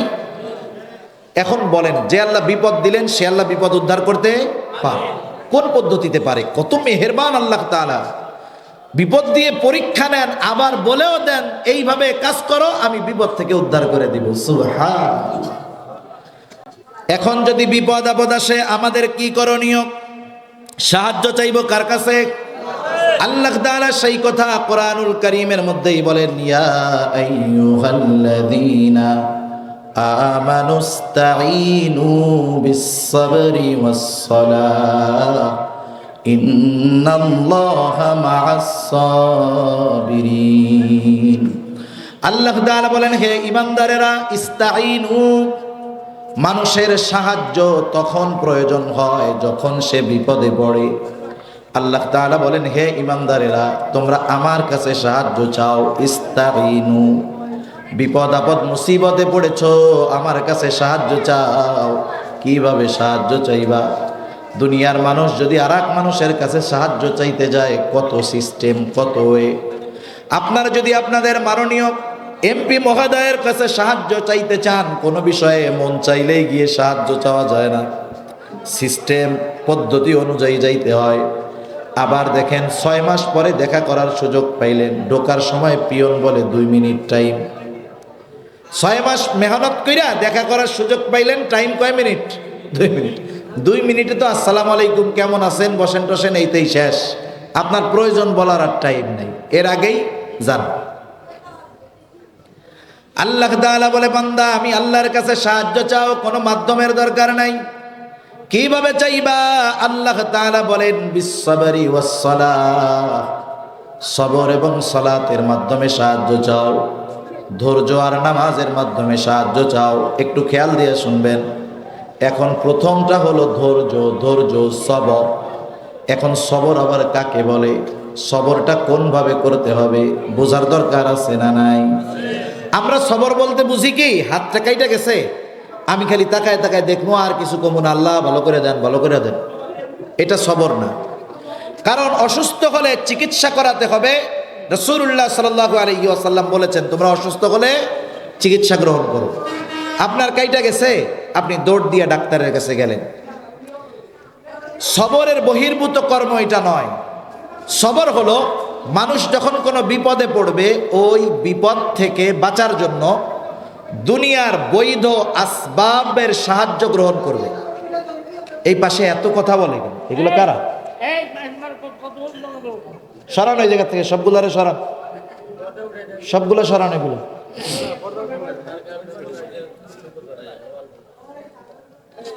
এদিকে খেয়াল করুন, আমি যত জোরে বলতেছি ওদের কথা আর তত বেশি জোরে আমার কানে আসতেছে। আমি একটু জোরে কই তো ওরা কয় আর শুনে না, তখন আরো জোরে কয়। ওই জায়গা থেকে একটু আপনারা দুইজন থেকে ওদেরকে একটু সাইডে সরাই দেন, আমার মায়ের দুধ দিয়েন না, কেউ আর এক বিপদ। তো যাই হোক, সবর হলো আমি কোনো বিপদে পড়ছি, এই বিপদ থেকে বাঁচার বৈধ পন্থা অবলম্বন করতে হবে, অসুবিধা নেই। তবে যেই পন্থা, যেই পদ্ধতি, যেই আসবাব আমি বিপদ থেকে বাঁচার জন্য গ্রহণ করব, 1 নম্বরে সেটা হইতে হবে বৈধ। সেটা কি হইতে হবে? বৈধ। আমি যেই আসবাব গ্রহণ করব বিপদ থেকে বাঁচার জন্য, বৈধ আসবাবের উপরে ইয়াকিন রাখা যাবে না। ইয়াকিন থাকবে কার উপর? মনে করেন জ্বর হইলে নাপা ওষুধ যদি কেউ খায়, কবিরা গুনাহ হবে। কিন্তু কেউ যদি এই কথা বলে এই নাপা ওষুধ এই জ্বর ভালো করে, সমস্যা আছে না নাই? সেজন্য বুঝতে হবে আসবাব গ্রহণ করার মধ্যে কোনো সমস্যা নাই। জ্বর হয়েছে, ওষুধ খাওয়ার মধ্যে কোনো সমস্যা নাই। অপারেশন করেন, কোনো সমস্যা নাই। অপারেশনের কারণেই যে রোগ ভালো হয় তা নয়, বরং দেখবেন একই রোগী, একই ডাক্তার, দুইজন একই রোগের রোগী, একই ডাক্তারের কাছে অপারেশন, একজন ভালো হয় আর একজন মারা যায়। হয় কি হয় না? সেই জন্য সবর বলতে যে চুপ করে বসে থাকতে হবে বিষয়টা এমন নয়, বরং বিপদ আসলো, ওই বিপদ থেকে বাঁচার যেই বৈধ আসবাব সেটা গ্রহণ করতে হবে। তবে ভরসা রাখতে হবে কার উপর? করোনা এসে আমাদের ইমানের উপর একটা নড়া দিয়ে গেছে। যারা করোনার ব্যাপারে মিডিয়ায় প্রচারণা করছে, করোনা থেকে বাঁচতে হলে মাস্ক লাগান, বেশি বেশি হাত ধোন, সামাজিক দূরত্ব বজায় রেখে চলেন। এই 3 কারণে প্রথম বানাইছে করোনা থেকে বাঁচার কারণ। আমরা খোঁজ নিয়ে দেখলাম যারা সতর্কতার সাথে এই 3 আমল করছে ওরা বেশি বেশি করোনায় আক্রান্ত হয়েছে। আর গ্রামের মধ্যে আইসা, আগে ঈদের সময় ছুটি টুটি হইলে শহরের মানুষজন গ্রামে আসে, গ্রামে একটু ভিড় হয়। এরপরেও শহরে অনেক মানুষ থাকতো। করোনার সময় যাদের গ্রামে বাড়ি আছে, ঈদের সময়ের চাইতে করোনার সময় শহর ফাঁকা হয়েছে বেশি, গ্রামে গ্যাদারিং বেশি, লোকজন বেশি। বাজারের 2 পাশে 2 জনরে দাঁড়া করাই দিছে যে তোরা 2 জন খোঁজ খবর রাখবি, পুলিশ যেই আসে সিগন্যাল দিবি। 2 পাশে 2 জন দাঁড়ানো, যেই পুলিশ এসে বাঁশি মারে ওরাও সিগন্যাল দেয়, লোকজন সব ফাঁকা। আবার যাওয়ার পরে আবার গ্যাদারিং শুরু। এখন বলেন গ্রামে কি বেশি আক্রান্ত হয়েছে নাকি? 3 হাত দূরত্বও নাই, মাস্কও নাই। মানুষের কত ইয়াকিন। সিলেটি একজন মহিলার সাংবাদিক মাস্ক লাগায় না, জিজ্ঞাসা করে, এই আপনি মাস্ক লাগান নাই কেন? আপনারা যদি করোনা হয়? ওকে ইতা আমরা রইতো নাই, ওদের ভাষায় ইতা আমরা রইতো নাই। কেন হবে না? বলে আমরা পান খাই, পান খাইলে ইতা আমরা ধরতো না। মানে পান জর্দা টর্দা দিয়ে খাই, গাল দিয়া তো ঢুকে, ও আর এই জায়গা দিয়ে ঢুকতে পারবে না। যাই হোক, দেখেন এত আসবাব গ্রহণ করার পরেও এরপরে কি আসলো?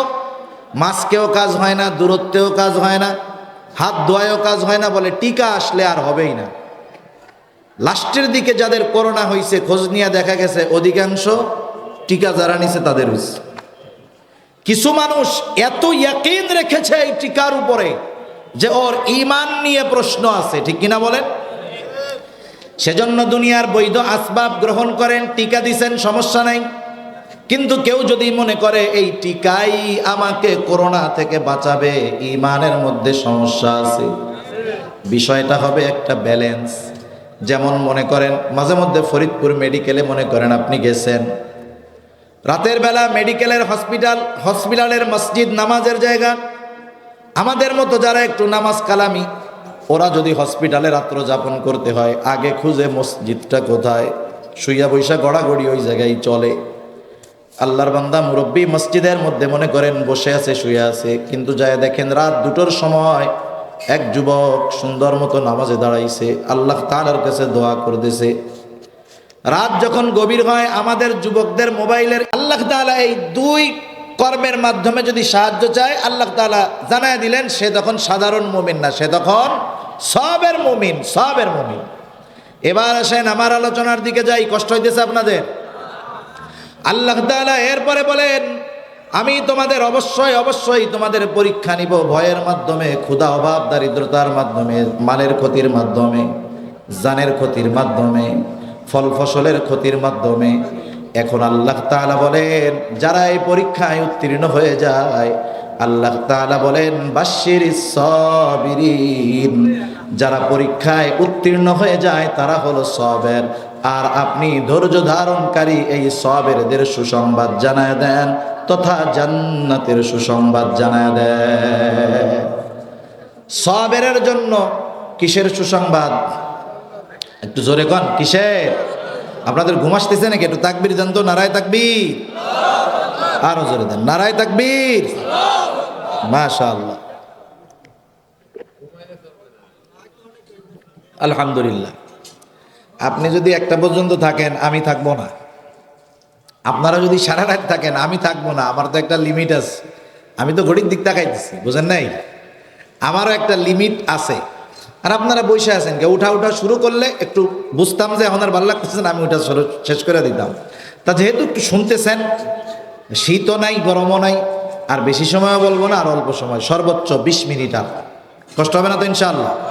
একটা বিষয় আছে, গন্তব্যহীন পথ এটা কাছের হলেও দূরের লাগে। আপনারা চিন্তা করতেছেন যে আকারে হুজুর বকবক করতেছে, না জানি 1টা বাজায় দেয়। আমি 12টার উপরে যাব না, আমার ঘড়িতে বাজে হলো 39, আর 19 মিনিটের মধ্যে ইনশাল্লাহ আমি আমার আলোচনা শেষ করে দিব। এখন আপনারা একটু বুঝতে পারলেন, নিশ্চিত হইলেন যে আমাদের গন্তব্য হইল 12টা পর্যন্ত, ঠিক না? ইনশাল্লাহ 12টার মধ্যে শেষ হয়ে যাবে। তাহলে আল্লাহ সুবহানাহু ওয়া তাআলা জানায় দিলেন যে আপনি ধৈর্য ধারণকারীদেরকে সুসংবাদ দেন, মানে জান্নাতের সুসংবাদ দেন। ধৈর্য ধারণকারী কারা? 2টা পরিচয় পাইলাম। 1 নাম্বার, তাদের 5 বিষয়ে পরীক্ষা নেওয়া হবে। 2 নাম্বার, ওই 2 মাধ্যমে যারা সাহায্য চাইবে তারাই পরীক্ষায় পাস, আর তাদের জন্য সুসংবাদ কিসের বলেন? জান্নাতের। প্রত্যেকটা জিনিসের প্রাথমিক কিছু আলামত আছে, যেটা দেখে আপনি ওই জিনিসের উপস্থিতি টের পাবেন। অনেক জিনিস দেখা যায় না। আপনি রাস্তা দিয়ে হাঁটে গেছেন, হাঁটার সময় আতরের ঘ্রাণ পাইলেন, তার মানে কি বুঝবেন? এই জায়গায় কি আছে? আতর আছে। প্রত্যেকটা জিনিসের ক্ষেত্রে একটা আলামত আছে, এটা তার কথা কর্মের দ্বারা প্রমাণ পাওয়া যায়। আল্লাহ রাব্বুল আলামিন বলেন বাশশিরিস সাবিরিন, আপনি সবের যারা, ধৈর্য ধারণকারী যারা, তাদেরকে সুসংবাদ জানায় দেন, জান্নাতের সুসংবাদ। এখন সবের কারা, তাদের প্রাথমিক পরিচয়টা আল্লাহ তাআলা আমাদেরকে জানায় দিচ্ছেন। আল্লাহ তাআলা বলেন সুসংবাদ ওই সমস্ত ধৈর্য ধারণকারীদেরকে জানায় দেন যারা আল্লাযীনা ইযা আসাবাতহুম মুসিবাতুন ক্বালু ইন্না লিল্লাহি ওয়া ইন্না ইলাইহি রাজিউন। সুসংবাদ জানায় দেন ওই সমস্ত ধৈর্য ধারণকারীদেরকে যাদের উপরে যখন কোনো বিপদ আপদ মুসিবত পতিত হয়, তারা বলে ইন্না লিল্লাহ, নিশ্চয় আমরা আল্লাহর জন্য, ওয়া ইন্না ইলাইহি রাজিউন, নিশ্চয় আমরা তার দিকেই ফিরে যাব। ইন্না লিল্লাহি ওয়া ইন্না ইলাইহি রাজিউন। আমাদের মানুষেরা অনেকেই মনে করে এটা মনে হয় মানুষ মারা যাওয়ার দোয়া, এটা মনে হয় মানুষ মরলেই পড়তে হয়। অনেকে জানে না, অজ্ঞতার কারণে কেউ যদি পড়ে ইন্না লিল্লাহ, তাইলে ও মনে করে কেউ মনে হয় মরছে। এটা শুধু মানুষ মারা যাওয়ার দোয়া না, ছোট বড় সব বিপদ আপদে এই দোয়া পড়ার শিক্ষা দিয়েছেন কে? আল্লাহ তাআলা দিয়েছেন। আল্লাহ রাব্বুল আলামিন শিখায় দিলেন কত সুন্দর দোয়া। আমরা অনেকে মনে করি এটা হলো মানুষ মারা যাওয়ার দোয়া, বিষয়টা এমন নয়। বলেন তো, বিপদেও তো আমরা পড়ি, সব সময় কি আমাদের মুখ দিয়া এই দোয়াটা বের হয় নাকি? মনে রাখতে হবে, মানুষ যখন বিপদে পড়ে, সে যাকে সবচাইতে মহাব্বত করে, বিপদের সময় তার কথা আর তাকেই বেশি মনে পড়ে। এটা মানুষের একটা সহজাত অভ্যাস। আপনি যখন বা আমি যখন বিপদে পড়বো, সবচাইতে বেশি মনে পড়বে তাকে যাকে আপনি সবচাইতে ভালোবাসি। যেমন দেখেন, ছোট বাচ্চা আছে না, 3 বছরের বাচ্চা, 2.5 বছরের, 2 বছরের বাচ্চা, আপনার ছেলে খুব ভালোবাসেন, সব সময় আদর করেন। আপনি ওরে নিয়ে একটু বাইরে গেছেন, বন্ধু বান্ধবের কাছে গেছেন, পাশে ওই বাইরের লোকজন দেখে সে ভয় পেয়ে গেছে, বাচ্চা কান্না শুরু করে দিছে। কান্না শুরু করার সাথে সাথে কার নাম বলে বলেন তো? বাচ্চা কানলে কারে ডাকে? মারে ডাকে, মা। আরে ছোট বাচ্চা মার কোলে কান্না করে, তারপরেও ডাকে কাকে? মা মায়ের দিছে রাগ হইয়া, ও কান্না করতেছে, ডাকে কাকে? হায় হায়, আজীব এক অবস্থা। মারছে আম্মা, আবার ডাকেও মাকে। কেন? ওই বাচ্চার অন্তরে আল্লাহ তাআলা মার মোহাব্বত এমন ভাবে ঢেলে দেয় যে বাচ্চা ছোটখাটো যে বিপদে পড়ুক, মার কোলেও যদি ব্যথা পায়, ও ডাকে মা। প্রত্যেকটা ক্ষেত্রে সিস্টেমটা এরকম। যখন রাস্তা দিয়ে কেউ চলে, কাদার রাস্তা, স্লিপ খেলো, পড়ে গেল, পড়ে যাওয়ার পরে কেউ বলে ওরে বাবা, কেউ বলে ওরে মা, কেউ বলে গেছি রে, কেউ বলে ইয়া গাউসে পাক, কেউ বলে ইয়া আলী, বলে কি বলে না? কেউ বলে গেছি রে। আবার কোন আল্লাহর বান্দা পড়ে যাওয়ার সাথে সাথে বলে ও আল্লাহ। এই ও আল্লাহ, এটা সবার মুখ দিয়ে বের হয় না, কিন্তু কার মুখ দিয়ে বের হয়? যার জবানে, অন্তরে আল্লাহ তাআলার মোহাব্বত বেশি, স্মরণ বেশি, তার অন্তর দিয়েই ওই কথাগুলা বের হয়। বিপদ আপদ মুসিবতে ইন্না লিল্লাহ সবাই বলতে পারে না। যার অন্তরের মধ্যে আল্লাহ তাআলার মোহাব্বত বেশি, বিপদে পড়লে সেই আগে আল্লাহ তাআলাকে ডাকে। রাসূলুল্লাহ সাল্লাল্লাহু আলাইহি ওয়াসাল্লাম এই আয়াতের তাফসীরে সহিহ মুসলিমের একটা হাদিস আছে, ওই হাদিসে একটা ঘটনা আছে, এটা বলে আমি আমার আলোচনা শেষ করে দিব।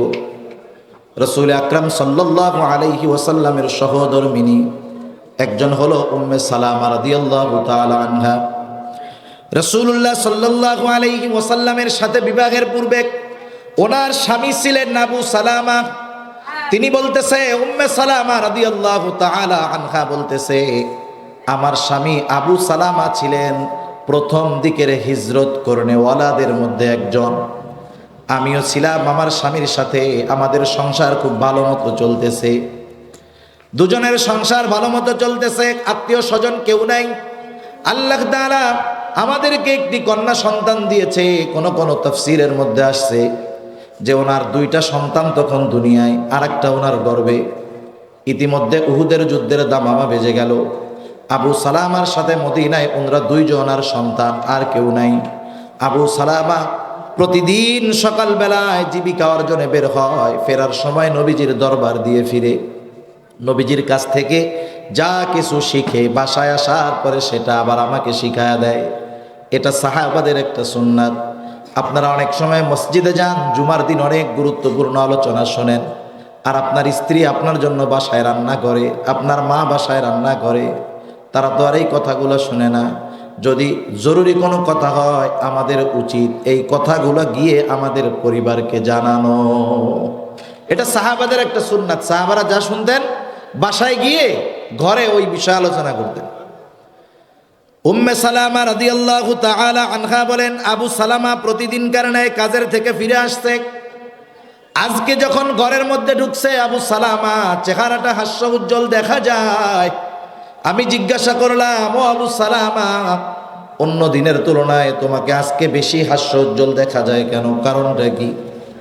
এইবার আবু সালামা বলে, ও উম্মে সালামা, আজকে নবীজি আমাদেরকে এমন একটা দোয়া শিখায় দিছে, যেই দোয়াটা বিপদ আপদ মুসিবতে যদি কেউ আমল করে, তাহলে ওই বিপদের মাধ্যমে সে যা হারিয়েছে তার চাইতে উত্তমটা তাকে আল্লাহ তাআলা ফিরায়া দেয়। দোয়াটা আমরা একটু শিখা যাব, কাজে লাগবে ইনশাআল্লাহ। যাক, দোয়াটা শিখা রাখছে। আর দোয়াটা হলো এমন এক দোয়া, আমরা কিছু দোয়া পড়ি শুধু কোরআন থেকে, কিছু দোয়া পড়ি শুধু হাদিস থেকে, আর এই দোয়াটার একটা অংশ আল্লাহ তাআলা শিখাইয়া দিয়েছেন, আর একটা অংশ মুহাম্মাদুর রাসূলুল্লাহ সাল্লাল্লাহু আলাইহি ওয়াসাল্লাম শিখাইয়া দিয়েছে। উনি দোয়াটা শিখা রাখছে। দোয়াটা হইল, ইন্না লিল্লাহি ওয়া ইন্না ইলাইহি রাজিউন, আল্লাহুম্মা আজুরনি ফি মুসিবাতি ওয়া আখলিফ লি খাইরাম মিনহা। উনি শিখা রাখছে এটা গুরুত্ব সহকারে। আবু সালামা উহুদের ময়দানে, যুদ্ধের ময়দানে চলে গেল। আবু সালামা যুদ্ধের ময়দানে আহত হয়েছে, কোন কোন বর্ণনায় উনি শাহাদাত বরণ করেছে, মারা গেছে। উম্মে সালামা রাদিয়াল্লাহু তাআলা আনহা বাসায় কাজ করতেছে, ঘরের কাজ, অপেক্ষা করতেছে কখন স্বামী যুদ্ধের ময়দান থেকে ফিরে আসবে। হঠাৎ একজন লোক আবু সালামার ঘরে এসে উম্মে সালামাকে বলতেছে, ও উম্মে সালামা, তোমার স্বামী আবু সালামা আর দুনিয়ায় নাই। একটু চিন্তা করেন, স্বামী স্ত্রী দুইজন, আত্মীয় স্বজন কেউ নাই, সন্তান দুইটা দুনিয়ায়, একটা পেটের মধ্যে। আমাদের দেশে কোনো মা বোনের ক্ষেত্রে যদি এই ঘটনা ঘটে, এই অবস্থায় যদি তার কাছে তার স্বামীর মৃত্যুর সংবাদ পৌঁছায়, ও আগে আল্লাহরে দোষ দিবে যে, আল্লাহ তুমি কি আর কাউরে দেখো নাই? আমার তো আর কেউ নাই, তুমি তো সব শেষ করে দিলা। এই দুইটা মাসুম বাচ্চার কি হবে আল্লাহ? পেটের বাচ্চাটা কি খাইয়া বাঁচবে আল্লাহ? তুমি কি করলা? তার চেঁচামেচিতে আশেপাশের মানুষ তারে দেখতে হাজির হয়ে যাবে। উম্মে সালামা রাদিয়াল্লাহু তাআলা আনহা কি করলেন? তিনি বলেন, স্বামীর মৃত্যুর সংবাদ পাওয়ার পর এর চাইতে বড় মুসিবত আমার উপরে আর কিছু ছিল না। আমার সাথে সাথে ওই দোয়াটা মনে পড়ে গেল, যেই দোয়াটা নবীজি সাল্লাল্লাহু আলাইহি ওয়াসাল্লাম শিখিয়ে দিয়েছেন। উম্মে সালামা রাদিয়াল্লাহু তাআলা আনহা খবরটা পাওয়ার সাথে সাথে পড়লেন, ইন্না লিল্লাহি ওয়া ইন্না ইলাইহি রাজিউন, আল্লাহুম্মা আজুরনি ফি মুসিবাতি ওয়া আখলিফ লি খায়রাম মিনহা। দোয়াটার অর্থ হইল, আল্লাহ তাআলা যেটা শিখায় দিয়েছেন যে আমরা আল্লাহর জন্যই, নিশ্চয়ই আমরা আবার তার কাছেই প্রবর্তিত হব। এরপরে নবীজি যেটা শিখায় দিয়েছেন, আল্লাহুম্মা আজুরনি ফি মুসিবাতি, আয় আল্লাহ এই মুসিবতের বিনিময় আমাকে দান করেন, এই মুসিবত থেকে আমাকে পরিত্রাণ দেন। শুধু মুসিবতের পরিত্রাণ দিবেন এমনটা নয়, বরং ওয়া আখলিফ লি খায়রাম মিনহা, আমি এই মুসিবতের মাধ্যমে যা হারিয়েছি তার চাইতে উত্তমটা আমাকে ফিরায়া দেন। নবীজি বলেন, বিপদে মুসিবতে এই দোয়া যে পাঠ করবে, আল্লাহ তাআলা তাকে ওই মুসিবতের দ্বারা যা হারিয়েছে তার চাইতে উত্তমটা ফিরাইয়া দিবে। সুবহানাল্লাহ। রাসূলুল্লাহ সাল্লাল্লাহু আলাইহি ওয়াসাল্লামের শেখানো এই দোয়াটা আমল করলাম। যেই পরিবারে স্বামী নাই, একটা মহিলা সন্তানদেরকে লালন পালন কত কষ্ট সে জানে।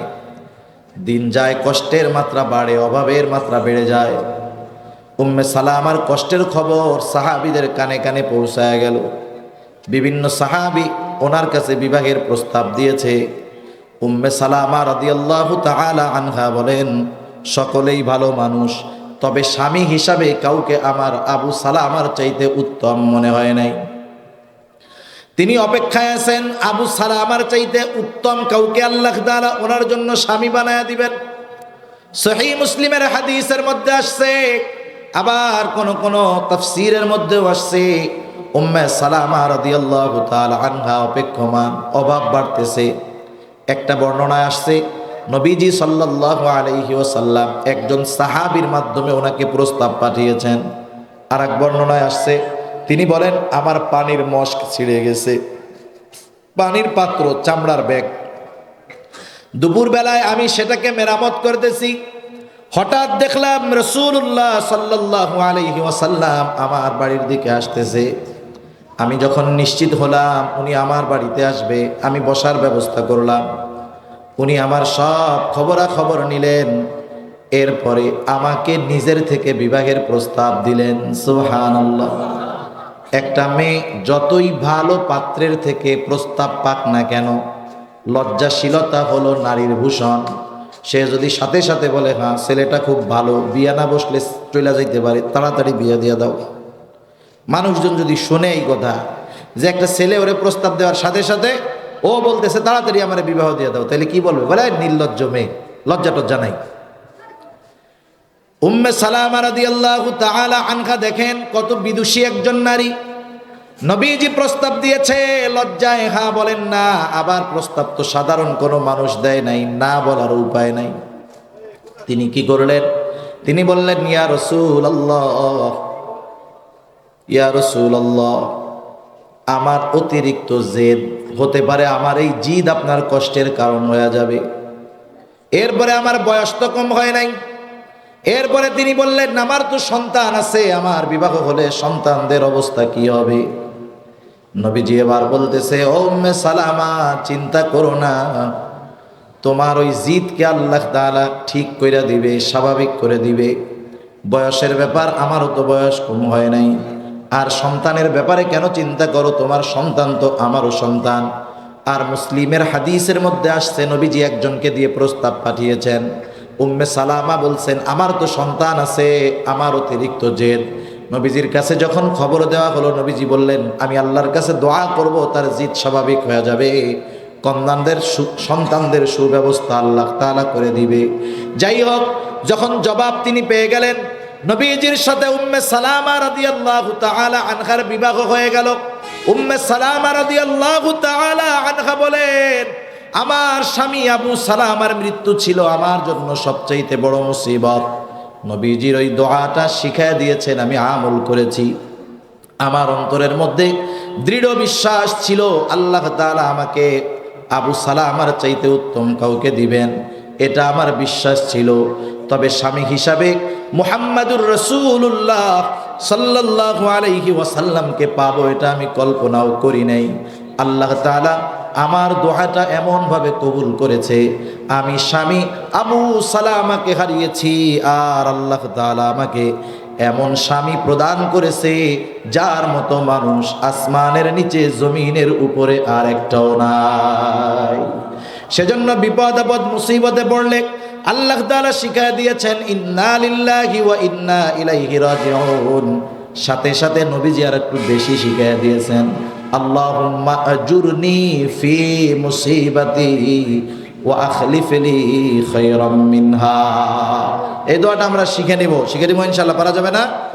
ইন্না লিল্লাহি ওয়া ইন্না ইলাইহি রাজিউন সবার মুখস্থ। এরপর একটু সহজ, আল্লাহুম্মা আজুরনি ফি মুসিবাতি ওয়া আখলিফ লি খায়রাম মিনহা। আল্লাহুম্মা আজুরনি ফি মুসিবাতি ওয়া আখলিফ লি খায়রাম মিনহা, এটুকু হলো দোয়া।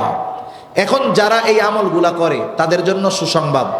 আল্লাহ তাআলা বলেন উলাইকা আলাইহিম সালাওয়াতুম মির রাব্বিহিম ওয়া রাহমাহ ওয়া উলাইকা হুমুল মুহতাদুন।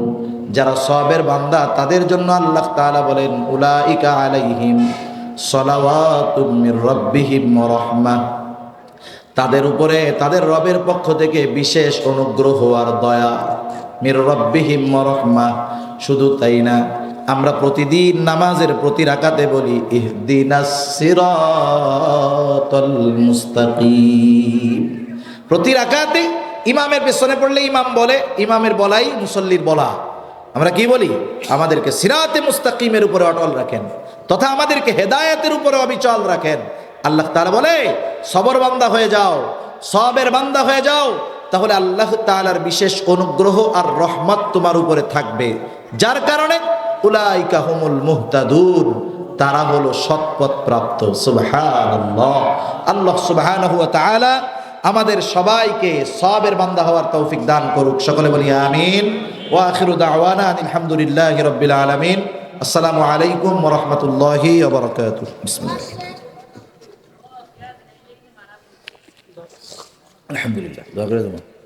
দুরূদ শরীফ পড়ি। আল্লাহুম্মা সাল্লি আলা মুহাম্মদ وعلى آل محمد كما صليت على إبراهيم وعلى آل إبراهيم إنك حميد مجيد اللهم بارك على محمد وعلى آل محمد كما باركت على إبراهيم وعلى آل إبراهيم إنك حميد مجيد الحمد لله رب العالمين والعاقبة للمتقين والصلاة والسلام على خير خلقه محمد وعلى آله وأصحابه أجمعين ربنا ظلمنا أنفسنا وإن لم تغفر لنا وترحمنا لنكونن من الخاسرين ربنا آتنا في الدنيا حسنة وفي الآخرة حسنة وقنا عذاب النار ربنا لا تزغ قلوبنا بعد إذ هديتنا وهب لنا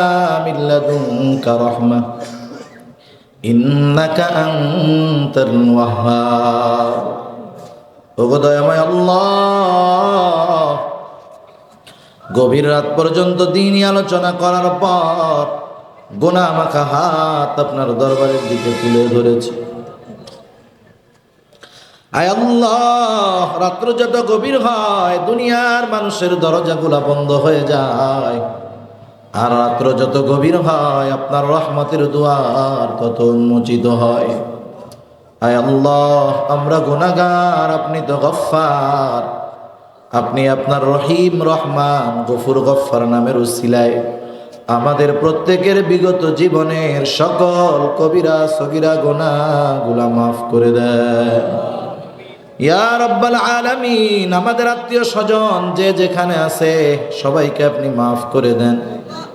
যারা অন্ধকার গহীন কবরে চলে গেছে আল্লাহ, গুনাহগুলা মাফ করে কবর জান্নাতের টুকরা বানায়া দেন।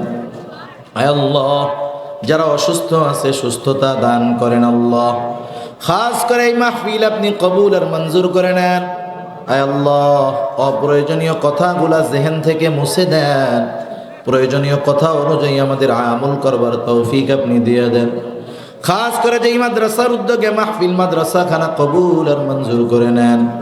ওস্তাদ ছাত্র পরিচালনায় যারা আছে সবাইকে কবুল করে নেন ইয়া রাব্বাল আলামিন। খাস করে যারা অর্থ দিয়ে, শ্রম দিয়ে, সময় দিয়ে, সৎ পরামর্শ দিয়ে, আয় আল্লাহ, নতুন ভবনের জন্য ইট দিয়ে, বালু দিয়ে, রড দিয়ে, সিমেন্ট সাহায্য করে যে যেভাবে সহযোগিতা করেছে আল্লাহ, আয় আল্লাহ, প্রত্যেকের ছোট বড় সকল প্রকার সাহায্য সহযোগিতাকে আপনি কবুল আর মঞ্জুর করে নেন। আয় আল্লাহ, যারা দোয়া করেছে তাদের এই দোয়ার সহযোগিতাকেও কবুল করে নেন। আয় আল্লাহ, যে যে আশায় সহযোগিতা করেছে প্রত্যেকের মনের নেক চাওয়া নেক আশা আপনি কবুল করে নেন ইয়া রাব্বাল আলামিন। এই মাদ্রাসার যা কিছু প্রয়োজনীয়তা আছে আপনি গায়বী খাজানা থেকে ব্যবস্থা করে দেন ইয়া রাব্বাল আলামিন। সকল প্রকার ষড়যন্ত্র চক্রান্ত থেকে